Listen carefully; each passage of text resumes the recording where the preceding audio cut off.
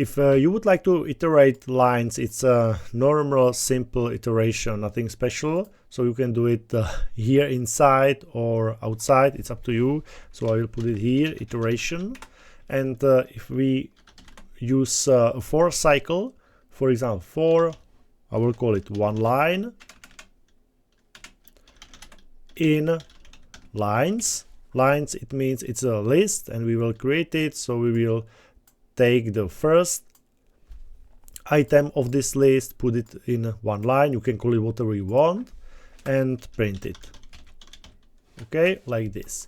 If we will do it, so we will print everything like this, and you can see that here is a /n again, so it means new line, and after that the print is always on the new line. So it /n new line, print new line.